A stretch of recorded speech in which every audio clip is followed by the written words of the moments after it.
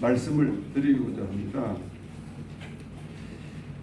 문재인 정권 5년간 저희 전직 외교관들은 평생 저는 28살에 들어가서 35년 동안 일을 했습니다마는 그동안에 대한민국이라는 간판을 항상 가슴에 품고 살지 않습니까? 그러니까 저는 저 자신이 여기 주로 군인들이 많으신데 저 자신을 군인이라고 생각하고 있습니다. 똑같습니다. 우리는 말로 은밀하게 하는 것이고 우리 군인은 무장을 가지고 하는 것이고 형식만 다르지 사실은 지향하는 건 똑같은 거죠. 나라를 지키겠다는 것인데 근데 저희들이 지난 5년 동안 싸운 것의 가장 중요한 목표는 뭐냐면 한미일 삼각 안보를 회복시켜야 되겠다 하는 것이 딱 한 점이 있습니다. 근데 왜 그러냐?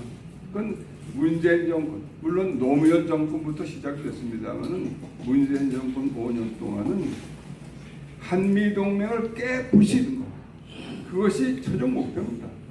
그리고 그러기 위해선 한일 간의 공조, 이것을 흔들어서 뿌리를 뽑는 거. 그래서 소위 김일성의 가쁜 전략이라는 거, 일본하고의 관계를 끊어버림으로써 삼국 공조를 불가능하게 만든다.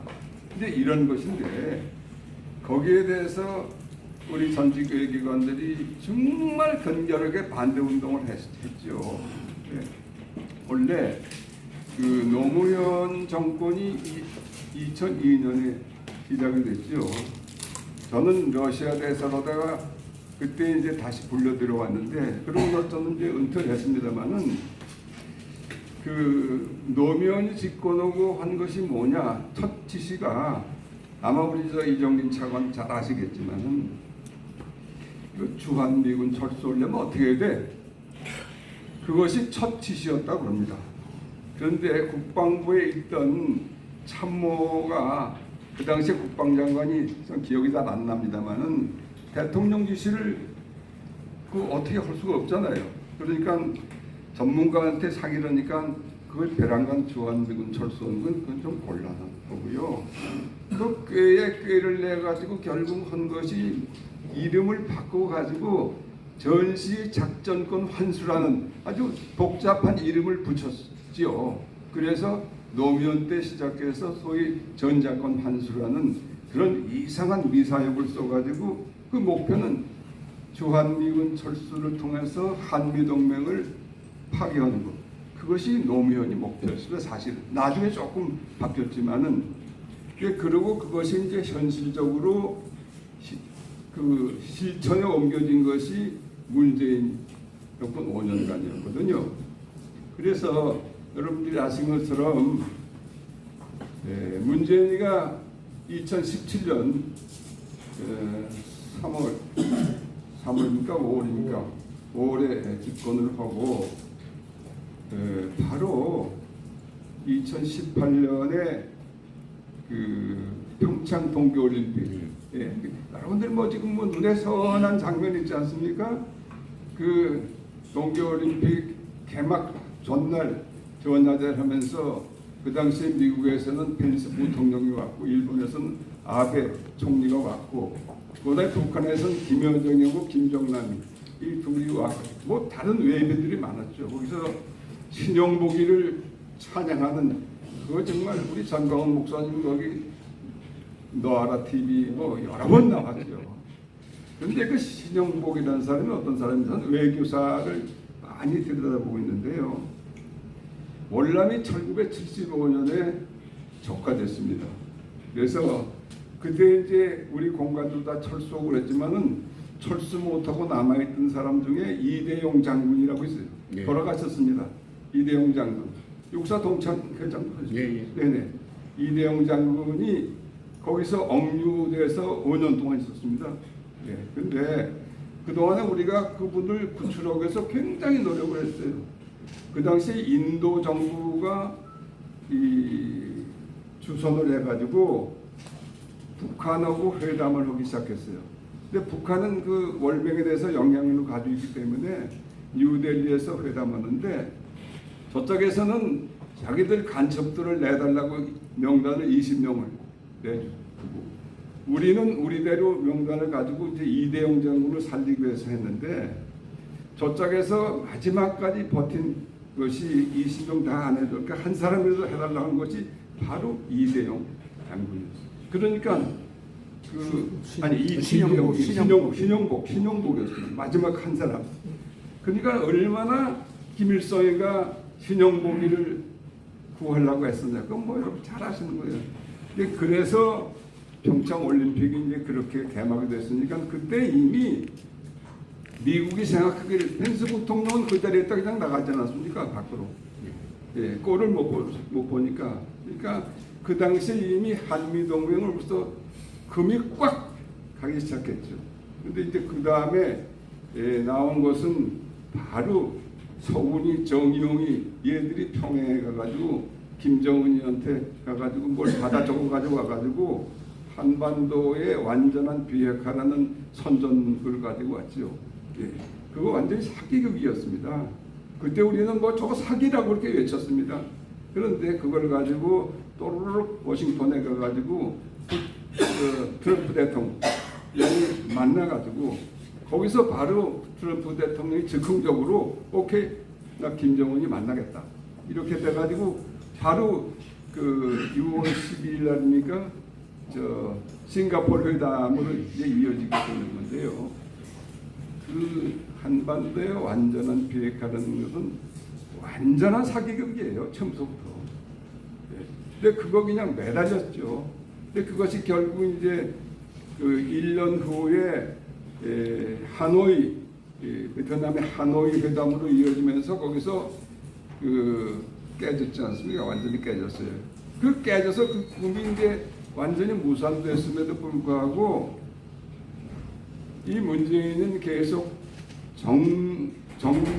종전선언 그리고 평화협정 거기 매달려 가지고 미국 가서 트럼프 가서 돌려대고 EU의 대표들한테도 돌리고 유엔 총회 가서 뭐 별별 지랄을 다 했어요. 죄송합니다. 지랄이라는 말씀을 예, 그 얼마나 참담한 시절이었는지 저는 뭐 생생하게 기억을 하고 북한에 대해서는 뭐 여러분들이 아시는 것처럼 그 블룸버그 통신이 문재인이는 김정은의 수석 대변인이다 이런 데 얘기를 해가지고 그거를 지금 그 당시에는 이제 새누리당이니까 나경원 대표가 그것을 인용했죠. 아 이거 뭐 김정은의 수석 대변인. 아 그걸 가지고 이 전국 수사파들이 벌떼같이 따져들고 이제 그런 여러분들 뭐 생생한 기억이 있으실 겁니다. 이제 그래서 그런 그다음에 이제 무슨 삶은 소대가 얘기까지 들으면서 끝까지 그 굴욕을 당했는데 그리고 정우영이가 그 사기 쳐가지고서 무산되고 그럼에도 불구하고 소위 2018년에 이 판문점 4.27 판문점 선언이라는 거 하고 거기 가면은 그 김정은이가 이렇게 서명을 했는데 문재인이 탁 차려져서 그거 정말 이거는 역사의 기록은 남을 만한 사진입니다. 예. 그리고 이제 그 다음에 그러고 나서 9.19 그 남북 그 거기 김정은 여 성명 있지 않습니까? 그리고 거기서 이제 군사합의 해가지고 완전히 대한민국 무장 해제하고 한미 동맹도 완전히 끝나는 그런 뒷거리를 했죠. 그거 하고 나서 그 당시에 그 마이크 폼페이오 국무장관이 그 당시 강경화가 뭐 외무장관 여자 있는데 새벽에 전화를 했어요. 강경화한테 전화를 해가지고 당신 뭐 하는 사람이야? 이렇게 소리 질렀다는 그런 내가 얘기 들었는데 아니 그 평양 9.19 합의라는 거 그 미국하고 한미 동맹인데 의논도 없이 그냥 한 거거든요. 뭐 말도 그때 이미 사실은 미국이 그 미국은 안 되겠네 철수시켜야지 그렇게 결정할 수도 있었어요 사실은. 이게 아슬아슬하게 이제 한미 동맹이 이제 이 명맥을 유지하고 있었는데 그 중국에 대해서는 또 삼불 약속이라는 거지 않습니까? 그 2017년 뭐 문재인이 대통령 되자마자 삼불 약속을 했죠. 예, 삼불 약속이 뭡니까? 예, 거기 뭐 싹 배치 안 한다는 게 들어있지만은 그 한미일 동맹화는 절대 안 하겠다.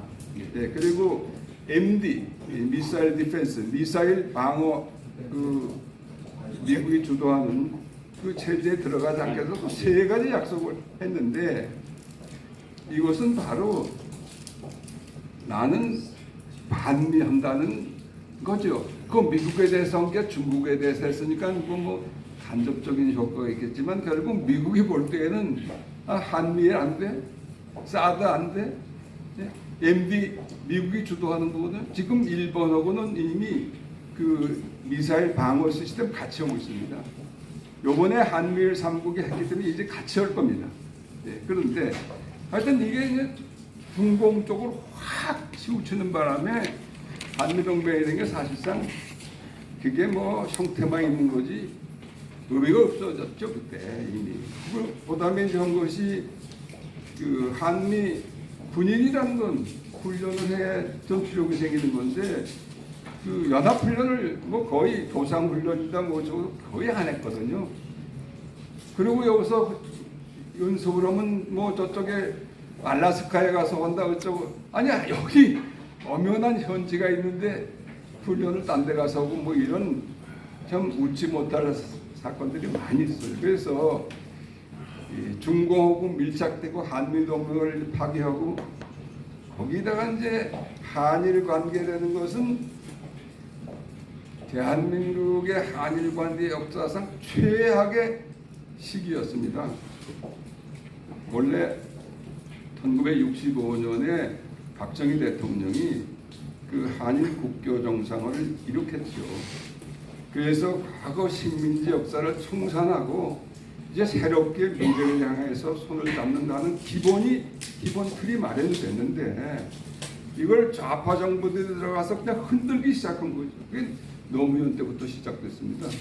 그래가지고 그 한일 청구권 협정이라는 것을 통해서 우리가 무상 받았는데 그때 그것을 왜 국민들한테 나눠주지 않고 썼느냐 이거예요. 시비가.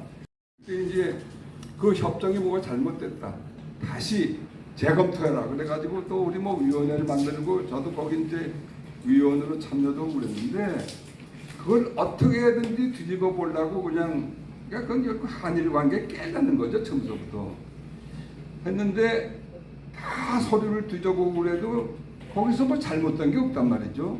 그러니까 결국은 국민들이 뭐 돈 달라고 그러니까 그러면 그 정부가 그럼 내겠다고 그래가지고 그 당시에 수천억에 해당되는 돈을 또 정부가 만들어서 줬어요. 네. 그런데 그런 일이 있은 후에 문재인이가 봐서는 어떤 짓을 했느냐. 그 박근혜 정권 그러니까 거의 마지막 2015년인가요. 그 한일 간의 위안부 문제라는 게 있지 않습니까? 그 지금 윤미향이라는 애가 주도해가지고 만든 그게 완전 이게 좌익 단체거든요. 그 정대협일 저 무슨 정의 구현 무슨 그 정대협이라는 게 있는데 그거를 이 위안부라는 이름을 해서 일본하고 티격태격하는 게 결국 북한에 시켜서 하는 거거든요. 그게 그래가지고 그걸 수십 년 동안 이제 그걸 하고 그걸 하면서 그것만 했느냐? 소위 그 일본 대사관 앞에 소녀상이라는 걸 만들어가지고 여러분 다 보셨을 거예요. 이렇게 소녀가 앉아 있어요. 근데 그건 이제 반일을 상징하는 거거든요. 반일. 그리고 이제 그다음에 위안부 그 할머니들 또 초상화를 조각을 해가지고 또 저 남산에 또 이렇게 전시를 하고 그랬어요. 근데 이걸 하면서 엄청난 장사를 해가지고 그 윤미향이는 뭐 그거 말이 그선 뭐 위안부 무슨 협의회인가 그렇지 그 완전히 치부를 한 거죠. 그 단체들이 다 그래서 돈을 다 갈고 간 겁니다. 근데 그거를 이제 겨우 박근혜가 그 마지막 때 철이 들어가지고 제가 왜 철이 들었던 얘기를 하냐면요. 그 바로 전에 그 사드 배치하고 그럴 때 시진핑이가 박근혜를 소위 항미 원조 그 전승 기념일이라고 그래가지고 베이징에 초청했어요. 유일하게 자유진영에서는 박근혜만 갔어요. 그래서 천안문 망대에 가서 그 뭐 푸틴이고 옆에 있고 바로 뭐 저기 저 그 우즈베키스탄, 카자흐스탄 그런 그 소련 즉 그 애들 거기서 사진 찍고 이거는 뭐 잠시 조금 착각을 했다고 그러더라도 미국이 볼 때는 이게 얼마나 한심한 얘기예요. 중공군이 참전해서 1950년 10월 25일 날 참전했거든요. 낙동 저 압록강 건너가지고 그래서 승승장구로 나가던 메가더 장군 그 인천 상륙작전 그 열기를 가지고 가던 게 이제 우리 거기서 좌절이 돼가지고 결국 우리가 자유 통일할 수 있는 기회를 꽤 놓친 건데 그게 중공군이 그런데 어떻게 그걸 항미 원조 미국에 대항해서 조선을 돕는 전쟁 그거 승전 기념일을 하는데 그거 어떻게 박근혜가 거기 가서 서 있어요. 그거 정신 나가도 한참 나는 거예요. 근데 그러나 하여튼 그래가지고 나중에 사드 배치를 하고 보면서 북한이 핵실험을 했거든요. 핵실험을. 그러니까 급하니까 이제 전화한다고 그러는데 전화를 받나? 전화 안 받죠. 근데 그때 박근혜가 깨달은 것 같아. 아 이거 아니구나. 하여튼 말년에는 그래서 이제 한일 위안부 합의라는 걸 이렇게 일본하고 이런 게 봉합을 했는데 문재인이가 들어서자마자 그걸 그냥 백지화한 거 아닙니까? 그거 있을 수 없는 얘기예요.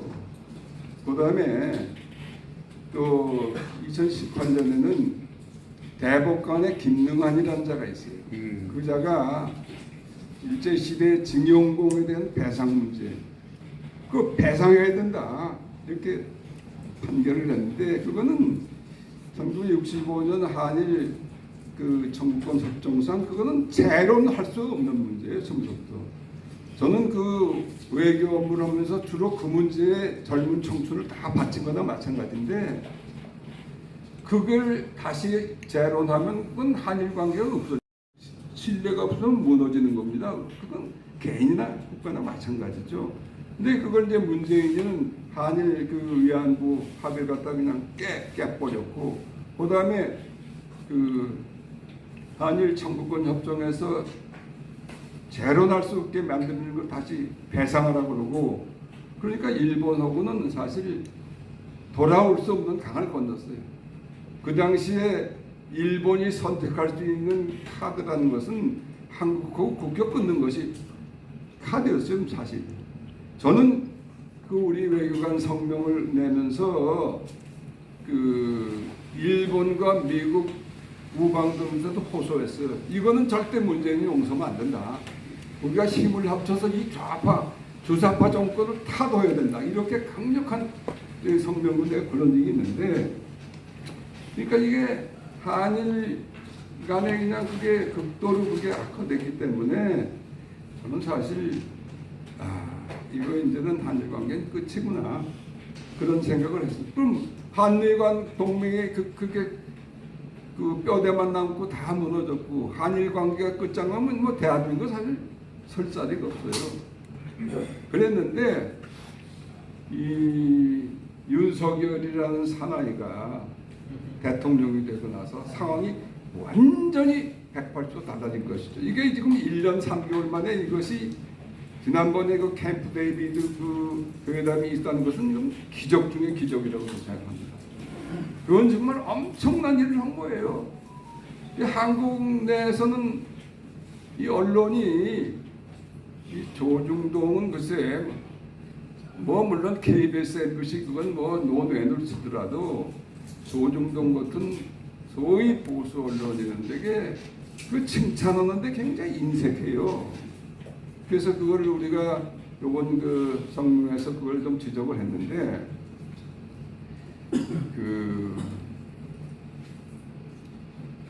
지금 그 후쿠시마 그 방사능 문제 이제 그거 가지고 이 사람들이 완전히 이제 마지막 이제 그 결투를 하는 거나 마찬가지죠.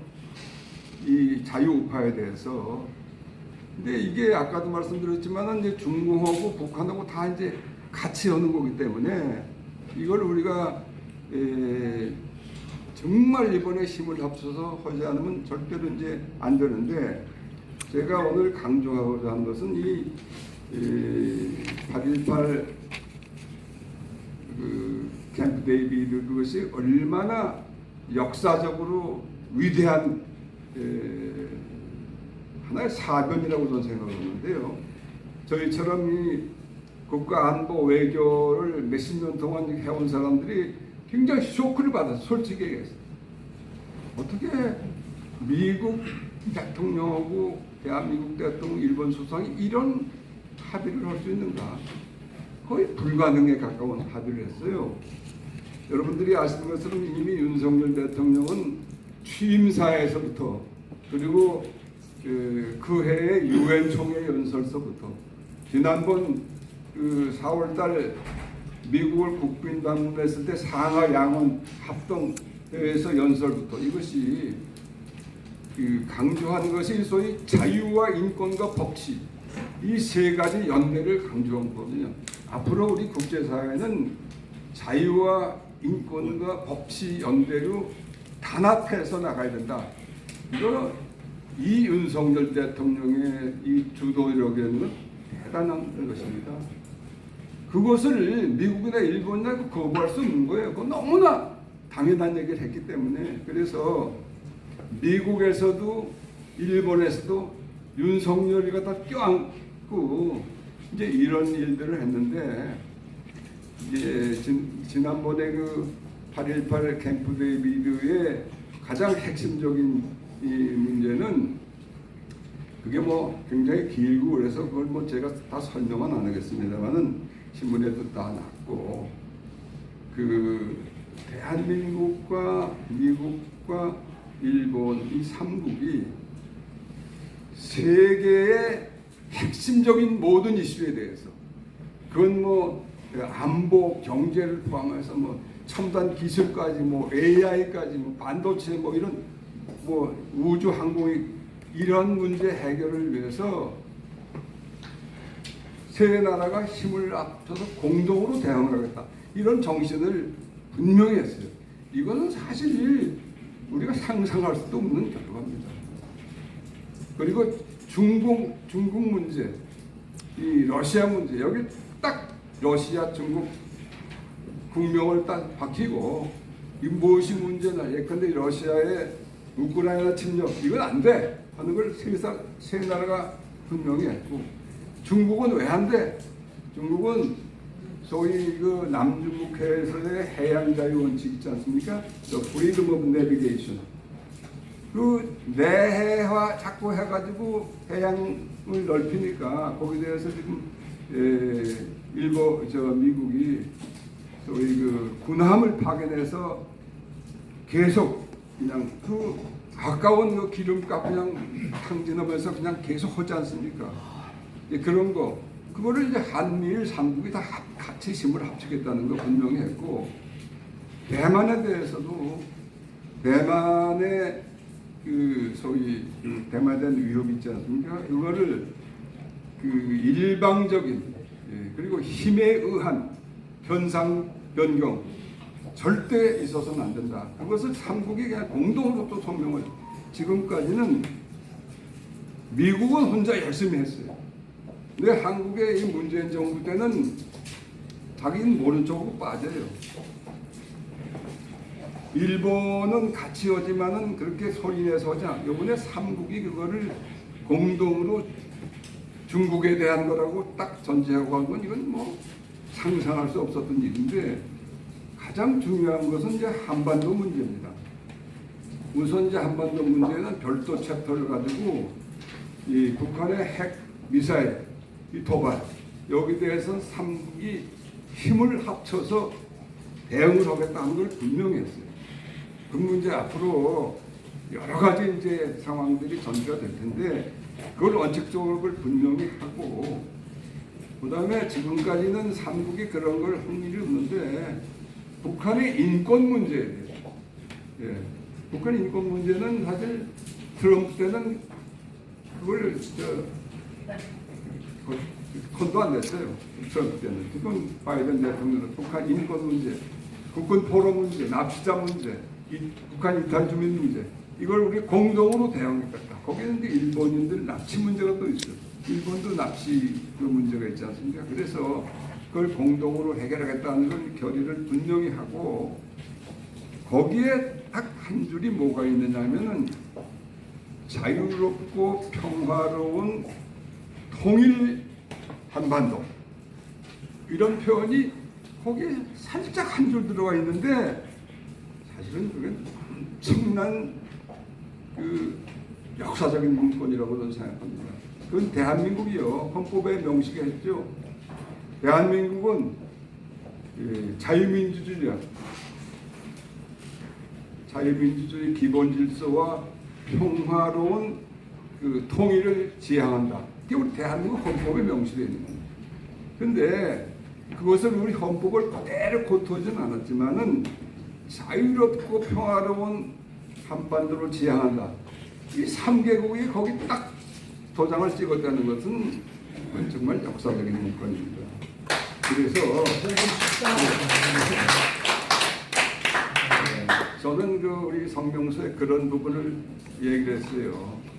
이승만 대통령이 자유민주주의, 시장경제, 법치 이런 우리 헌법의 기초를 만들고 한미동맹을 이제 체결해가지고 오늘의 한국의 기초를 놨고 박정희 대통령은 이 소위 부국강병, 산업화와 그리고 중화학공업 그리고 무역대국 이런 걸 통해서 오늘의 번영하는 한국의 기초를 놨다면은 이 윤석열 대통령은 자유통일의 기초를 튼튼히 만들었다. 이건 역사적으로 기록될 위대한 지도자다 이런 표현을 썼습니다. 저는 그렇게 생각하고요. 지금 뭐 저도 전광 목사는 잘 알고 우리 광화문 집회도 자주 나가고 삼각지 나갑니다만은 그 이번 그 캠프 데이비드 그 정상회담 결과를 우리한테 집중해서 얘기하자면 자유통일의 길을 다졌다 이렇게 저는 평가하고 있습니다.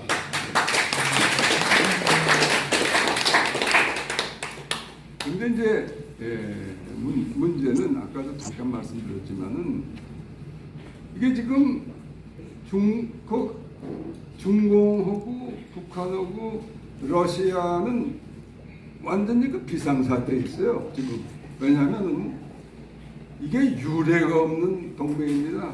뭐 나토 뭐 유럽에는 나토가 있고 이제 태평양 쪽에 이 한미일 3동맹이 생겼다 뭐 이렇게 하는데 저는 이 앞으로 이 한미일 3국 이 공조 소위 파트너십이 되는 것이 이 나토를 포함해서 세계 전체의 안보를 그 주도하는 아주 튼튼한 버팀목이 됐다 이렇게 평가합니다. 왜냐하면은 지금 사실 미국하고 일본하고 우리 합치면은 인구는 5억 4천만 명인데 인구 면에서만 아니라 전 세계 GDP의 3분의 1을 차지하고 있거든요. 이 나라가 완전히 그 가치 연대를 통해서 동맹을 만든다는 것은 이건 정말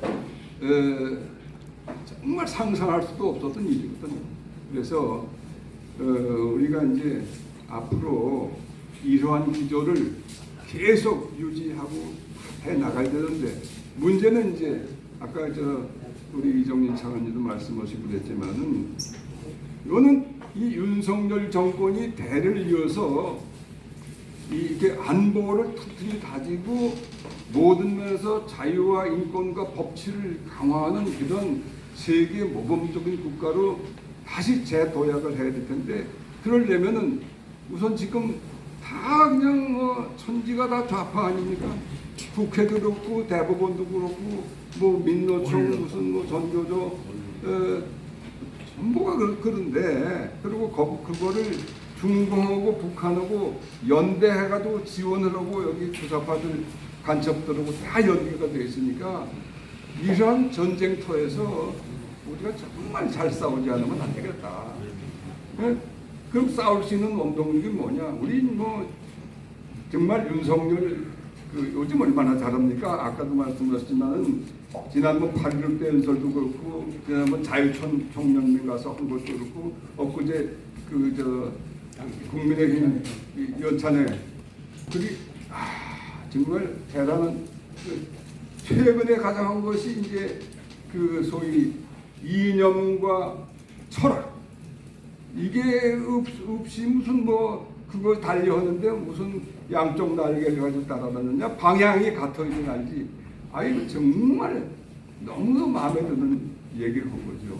그래서 이 지금 윤석열 체제를 지탱하는 세력이 사실 소수입니다. 언론도 다 지금 마당에 그냥 다 형편수돼 있고, 그러니까 여기 모이신 우리 동지들이 사실 주력 부대입니다. 과문이고 삼각지고. 그래서 우리 정말 윤석열 위대한 지도자가 되기 위해서 우리가 더 힘을 보태야 되겠다. 그런 말씀을 드립니다.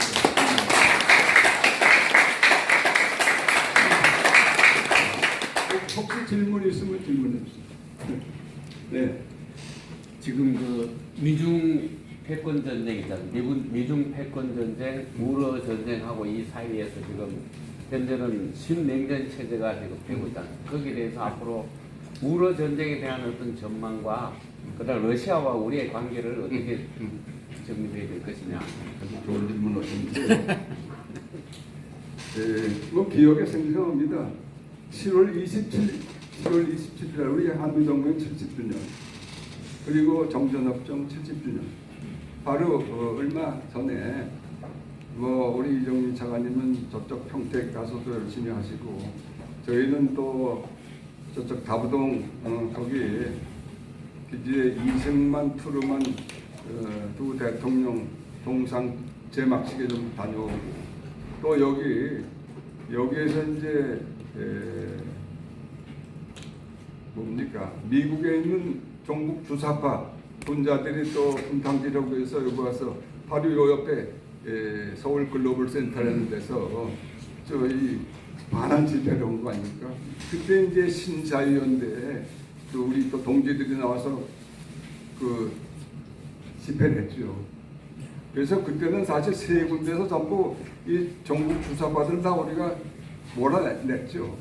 그런데 하여튼 발악을 지금 하고 있지만은 최근에 같은 7월 27일 날 이제 북한은 나름대로 전승기념일이라고 떠듭니다. 예. 그 7월 27일 날 정전협정 한 거지. 저기들이 이겼다 이거죠. 그런데 그건 또 특별히 러시아에서는 세르게이 쇼이구라는 국방장관을 또 초청을 하고 중공에서는 또 정치국 상무위원 중에 한 분도 없고 그래서 딱 옆에 끼고서 과실했습니다. 물론 거긴 러시아하고 지금 중국하고 여러 가지 거래가 있어요. 전쟁하고 지금 러시아는 코나에 몰려 있습니다. 코나에 몰려 있고 근데 거기에 그런 이제 중국하고 러시아하고 이제 단합을 과시하는 것은 저그들 나름으로는 이 한미일 캠프 데이비드 회담을 앞서서 선제를 하겠다는 생각이 있었을 것입니다. 그런데 사실은 그거는 지금 힘을 발휘할 수 없게 되어 있어요.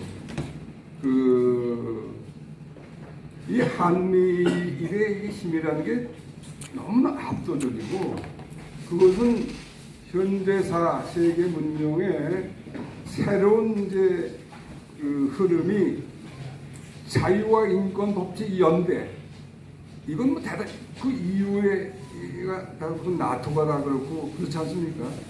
예. 작년에 대통령 되고 얼마 안 돼서 윤 대통령이 나토 정상회담을 갖지 예. 않습니까? 나토 정상회담. 그게 EU하고 다 같거든요. 그거 G7도 같거든요. 또 금년에 G7 또 히로시마에서도 G7도 가지 않았습니까? 근데 그게 그냥 그 뭉친데 소위 가치연대라는 걸 가지고 뭉쳤어요. 가치연대. 아까 말씀드린 자유와 인권과 법治이걸 공통되는 것 같. 근데 그것을 힘있게 주장한 사람이 바로 윤석열이라는 사람이에요. 그 지난 추임식 때 자유 얘기를 35번 얘기를 했다고 그러고, 아니 지난번에 또 미국에서 상하이하원 합동연설할 때도 30몇 번이가 해가지고 다 기립박수를 받고 했는데 그것이 윤석열 정부의 힘입니다. 그거 요번에 이거 삼국 정상회담을 보면은 한국 팀이 완전히 주도해 나가는 것이에요. 지금 한국의 외교 안보 라인이 아주 탄탄합니다. 지금 국방장관 이종섭, 난 그 사람 만나본 일은 없지만 이종섭. 그다음에 안보실장 조태영이라고 있어요.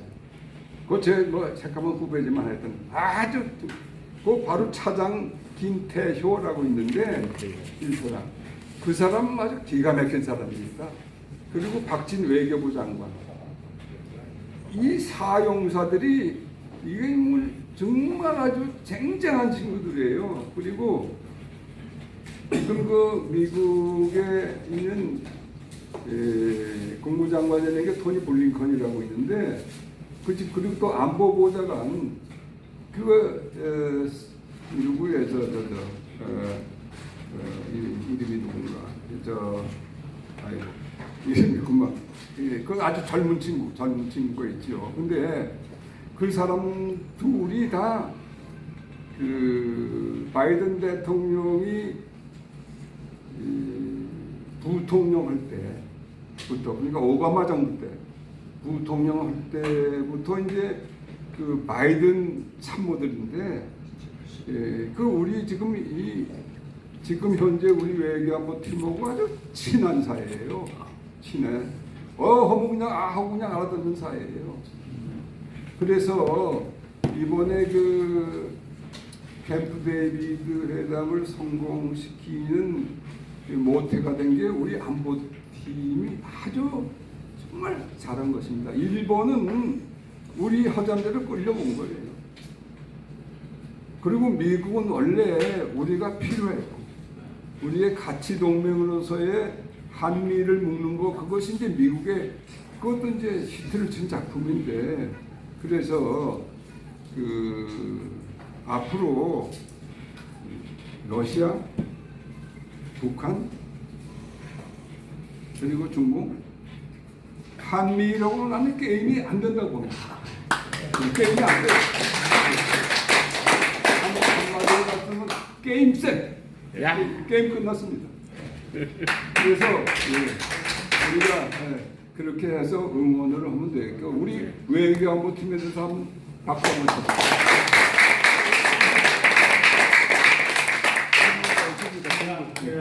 지금 이렇게 많을 것 같아요. 우리가 이제 우리 대사를 모셔가지고 우리가 생각하는 거에 한 차원 높이는 계기를 마련해서 우리 큰 박수 한번 오시기 바랍니다.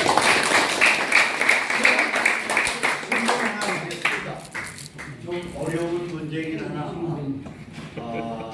우리가 이제 내년 국회의원 선거하기 전에 미국의 대통령 선거가 있습니다.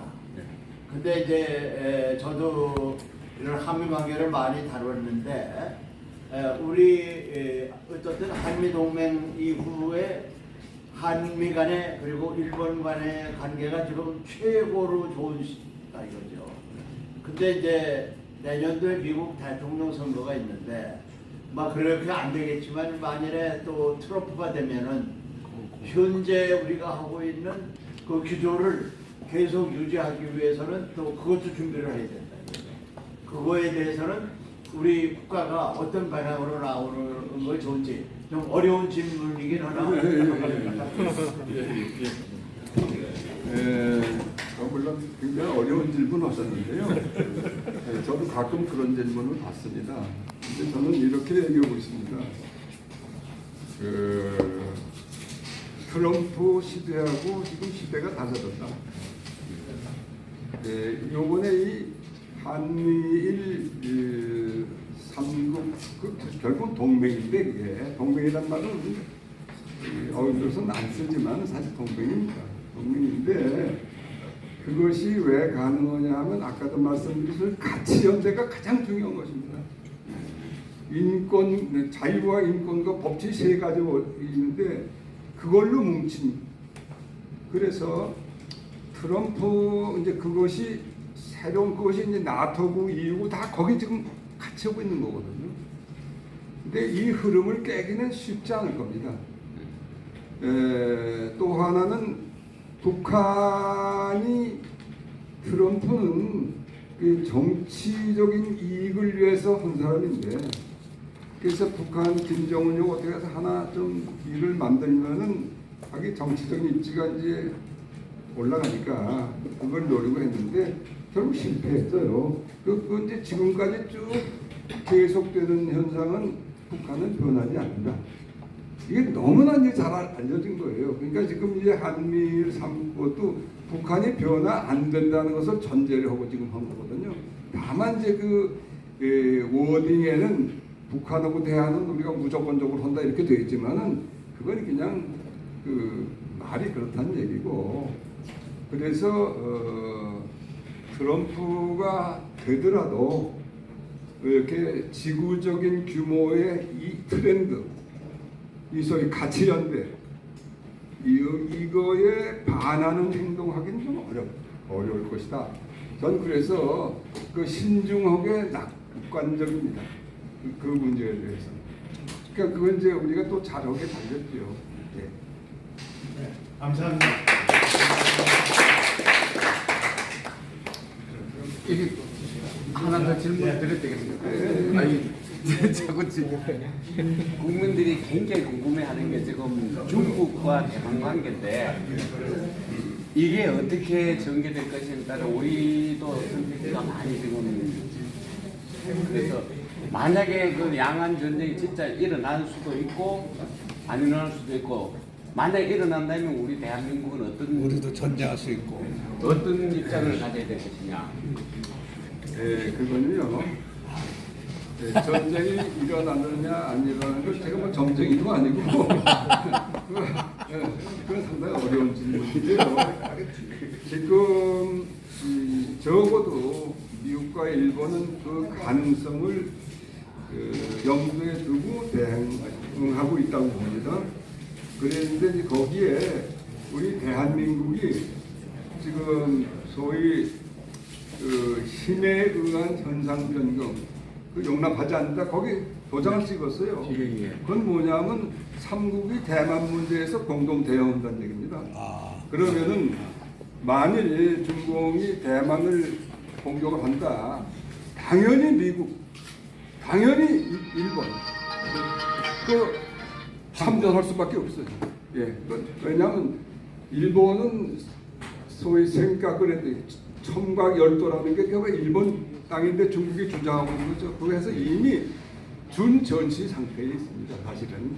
그러나 아직까지 중공이 대만을 공격하지 못하는 것은 그게 다 힘의 밸런스가 이렇게 돼 있는데 앞으로 만일 정말 중공이 공격을 한다.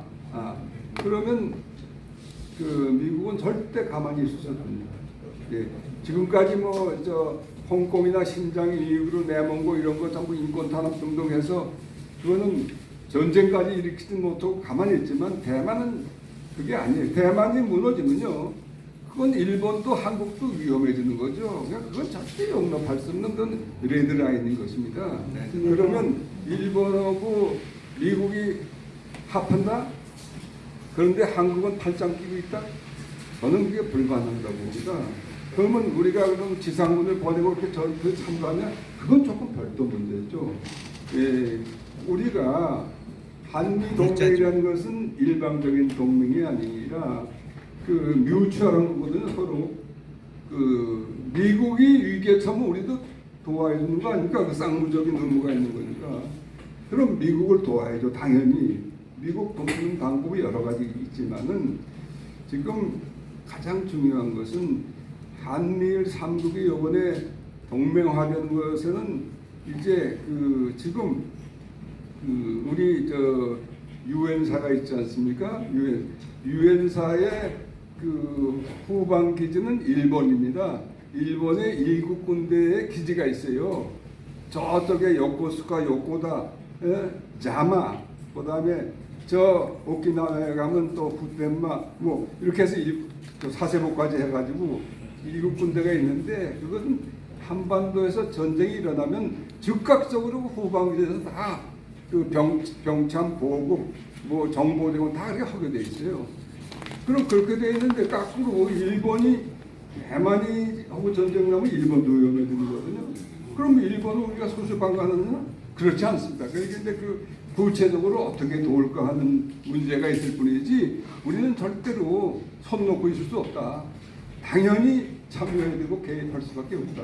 뭐 그렇게 생각합니다. 예, 고맙습니다. 수고하셨습니다. 고맙습니다. 아유 다시 한번 큰 박수 부탁드립니다.